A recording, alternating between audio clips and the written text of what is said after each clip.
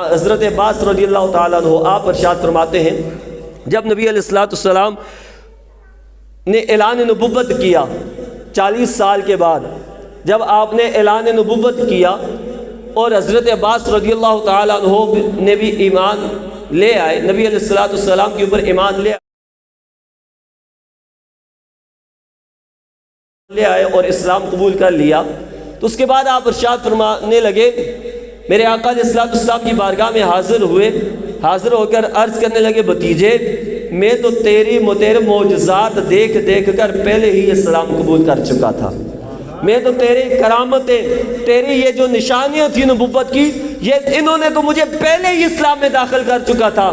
اور پھر مجھے ایک بات آج مجھے سمجھ نہیں آئی، میں نے وہ وقت یاد رکھا ہے کہ جب تو چھوٹا تھا، چھوٹا پنگھوڑے کے اندر رہتا تھا، جھولے کے اندر جب ہوتا تھا تو میں تیری انگلی کی طرف دیکھتا، تیری انگلی جس طرف ہلتی تھی چاند کو میں دیکھتا تھا کہ اسی طرف ایسے ادھر ادھر ہل رہا تھا، تیری انگلی کا اشارہ ادھر جاتا چاند بھی ادھر ہو جاتا، انگلی کا اشارہ اس طرف ہوتا چاند ادھر ہو جاتا، آگے جس طرف تیری انگلی کا اشارہ چلتا تھا چاند کو میں اسی طرف جھکتا ہوا پاتا تھا۔ یہ کیا معاملہ تھا؟ بس یہ مجھے سمجھ نہیں آیا۔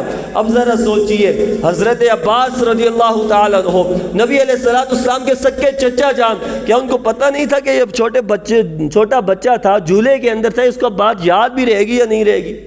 اب چھوٹے بچے سے آپ سارے بڑے ہو گئے، بزرگ ہو گئے، کوئی اپنی اس عمر کا واقعہ جس میں آپ دودھ پیتے تھے، آپ کو پتہ ہے کہ آپ کے ساتھ کیا ہوتا تھا؟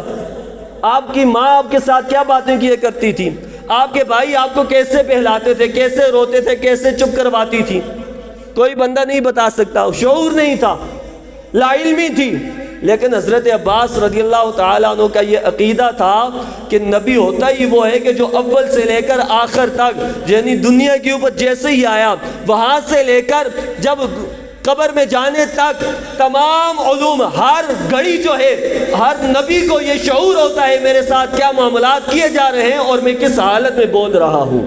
یہ حضرت عباس رضی اللہ تعالیٰ عنہ کا گویا عقیدہ تھا، تبھی تو یہ سوال کیا۔ اور میرے آقا علیہ السلام نے بھی یہ نہیں فرمایا، چاچا جان مجھے تو پتہ نہیں، میرے علم میں تو کوئی بھی نہیں۔ میرے آقا علیہ السلام نے ارشاد فرمایا، چاچا جان مجھے پتہ ہے۔ اس وقت یہ ہوتا تھا کہ جب میں رونے کے قریب ہوتا تھا تو یہ چاند مجھے کھلاتا تھا، یہ چاند میرے ساتھ کھیلتا تھا، یہ چاند مجھے رونے نہیں دیتا تھا۔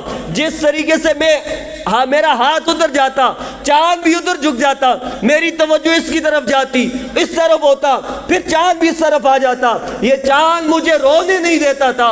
اور پھر جس وقت یہ چاند اللہ کے عرش کے آگے سجدہ کیا کرتا تھا اس وقت میں چاند کی تسبیحات کو بھی سن لیا کرتا تھا۔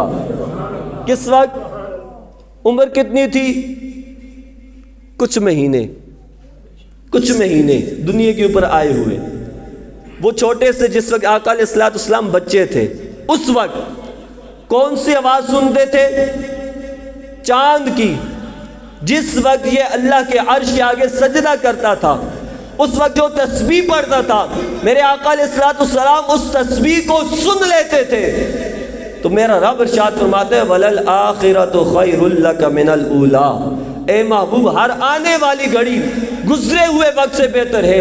اگر وہ دودھ پینے کی عمر میں قوت سماعت اتنی تیز ہے کہ چاند کی تسبیح کی آواز کو میرے آقا وہ جھولے کے اندر سن لیتے تھے، تو ذرا خود اندازہ لگاؤ آج 1400 سے زیادہ عرصہ گزر گیا، اب میرے آقا علیہ السلام کی قوت سماعت کا عالم کیا ہوگا؟ میرے رب نے ہر گھڑی کو بہتر بنایا ہے۔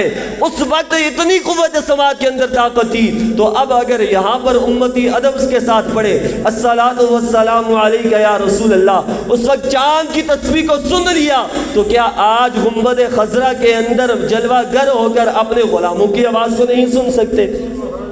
یقیناً اللہ کا محبوب اس وقت بھی سنتا تھا اور آج بھی سنتا ہے اور قیامت تک آنے والوں کی آوازوں کو سنتے رہیں گے۔ اللہ تعالیٰ اس دعا کہ مالک کائنات ہمیں سچی اور پکی محبت رسول عطا فرمائے اور اسی حالت میں زندگی اور موت عطا فرمائے۔